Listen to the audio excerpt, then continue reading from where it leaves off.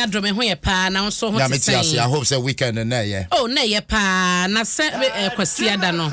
Na ye ginamu ehwe ma bibia ye fine na me da no so na yasem kuma wotema. Community 8. Kejua na nkasa. Eric Asiedubu di Queensta Japan. Ekoye. Omo ware na efe. Obaso no. Na efe pa ma humum oni CJ. Ma humu wo ho na se yamba se hwe yen na so dwumadie no yamba se hwe yen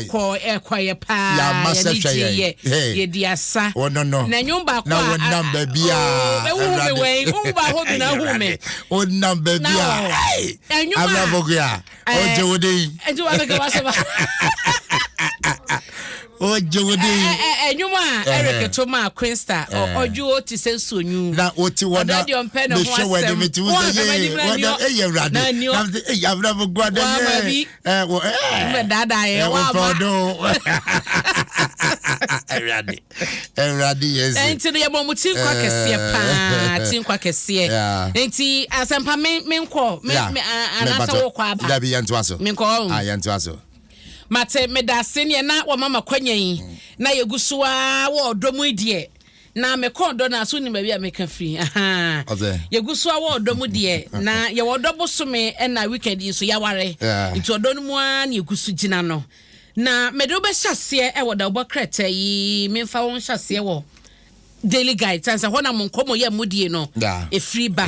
na medo be gina kratafa etoso miensa wo hyase ma da ha ya wabobo ne brofo no so dada krampo o mampani dada John Dramani Mahama ni nsem bi ode atugya e kyese wo ba Ghana ha sei na mpenyifu eba no yen abato komisa no womo da no na womo hyetoto nioma no se amanyokwa wodo wa ha se benya gidie ne resemu omu no wo se Ghana ha no entisa se wonim sa o mampani dada Mahama na olidi West African Elders Forum na omo Nigeria pop mo monitor se da abato no ekono na wotumi so mampani dada nkoma wo ne candidate binum a wo Nigeria enkoma wo madie no kire se omo wo gidie wo isinim se obeye adwuma no frenchim ama babia wo so de to no de ato na no wo chese se kwaye ya candidate makomaku dunwotwe na contest wo Nigeria bato ni mu wo mu se mu miensa na ejina brane pa APC PDP na Labour Party no wo mu gina brane na so se dia se dodo no ano enya resemu ni gide wo yisim no se Ghana ha sei wo kanu sa enya yie sa se wo so ba Ghana ha sei a ise wote we no one NDC the biggest opposition no won yomo eni ni ye kra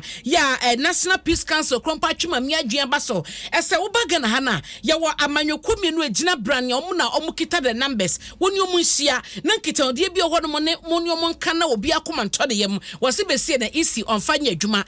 iPark krompa onim se NDC o maboy kwato bebre no a eno mampani dada kire se kwanya isi no wa position ho babia wogira wa na agye so no de won sesa en wadane ne ho ama ye pepepe yo ayedwuma na gidie so amanyokwa wodo ni na benya woni mu no akoso no wo se enyi suban papa ntebaya mame no onhye na onsesa eno ewo da obokrata daily guide ne fa to so miensa wo saka obekenka be jo mampani dada Mahama wode forum no ne members nyina no egusu ewo Nigeria mani mu a wo mo ehye abato no ensoso eye monitoring no na eno achi no mede obekọ kratafa etoso ensia na asempa wonu se lassa fever mo kyese asatwiniti ayeyade bia enkusie ene enkura omodwo so ene de ba na mo kyese mo ye hu yie pa ma ye Ghana Health Service check so ma record 2 cases na first case omo second de nipa no wa hwene kwa ewo kolebu abanya yare sabia na we krompo no Gucci Memorial Institute for Medical Research na abosumi anda na etoso aduonu nan no na omo ye hwehwemu ede betu dwo mo hunu se ye bibisa na se ho ene na efrim na wo mo kyese ba ko kan ho de ono soso no wo mo se de ho dodo no de na so omo guso a ehwe na ne condition no se na beka sa aye stable ya ogina yie na eno na wo mo de kyese se no wo etutu na mo animanim ye sansa ye yade a esane enti de wo so obia eye hweyie na Dr. Patrick Kuma Boade Director General de ba Ghana Health Service no and a watcher say omo to me identify a follow our so a trace I say COVID no inti say bia de wanya na wafi mu na the second person so no omo hu say close contact no obi a omo to or contact omo bia no omo follow and so sa ko hu say e bia omo mo didi de chese so far no omo nya 56 contact a omo so omo monitor na yesi say yade e ba ni padema agi say enya be say na no 2 days e de kosi 21 days and sana obeka say adane ho adi nti no na omo chese ehwehwemu ekoso a omo ebedi enti ene manta hodo ene Ghana Health Service ne fa wo ho nyina no omo de atom so omanim so omo mani na honom na omo hwehwe yade mu yie no kina bi no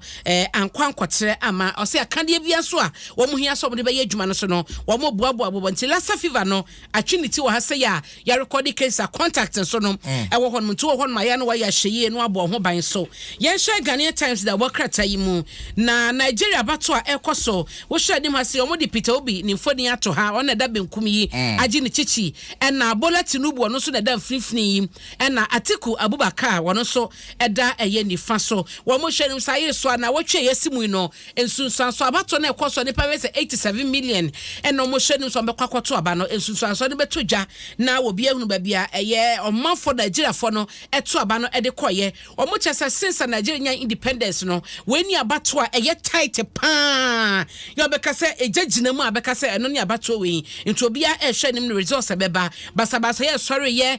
nyomo mo sese no ne ho ade nyina no Ghanaian Times abomu amane e wo ha na Child Rights International yera bright appear for ne eda ho unse aban no wo hyehyɛ se afi bia kwada no betwo bi si awie no oha mu chiche mu aduasa ya no mo hye computerized placement no e de man kwada omo free nkronkoma mu pan beka so we de akura bi a wo de ne compare de no ti kroma esuade a ense se ye yesa comprise no ye 30% na no na Child Rights eche se enkaban no page mu de 40% ebeboa na man kwada na e wase honom na wo mu ni akade any facilities e de besuade amiti e de behia enkrane krokasi mu de no kaban empage mu enko 40% na san kwada na e won kronkoma ni mu nyina no enya kwanya emeje o madisua eno so ho asem e wo Ghanaian Times da obakrata yi mu na sa wo ba daily graphic so a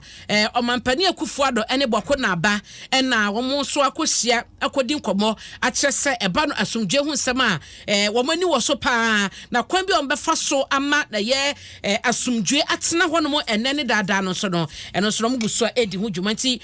asempa oba da obakrata mu nsem ahodo eba ye no emu kakra media ma na ye kokko nso na ye index mo kyerese ya toape ba bia dru no wenye mpai basem ehina setima mufo na nkasa no abe responsible sansa foma godie tuo a no enam mmrakwan so illegal no galamse ni ade no na esese yensuo esese ye koko ni ade nto mo se ye hwe ye be kakra no galamse besi koko ase Ghana entwin pride ne ho eso man ya o produce koko ene chocolate ya de fancy nyina no e be free ensem we ye de ye Reverend Edwin Afari e de abetuja ya omo sese Ghana ni bia fa ne ho nyim na ehihye no enya adwuma ono eno ye executive director e de Makoko Health and Extension Services and what they when munina abanti asempa double krata no ane ne nkyeremu a media ma na hanam DC abrapokua hwene asomdwe nka ho onka ho ya da sepa obenyi ate amen nyi chede ye anopa ye se manti asempa fi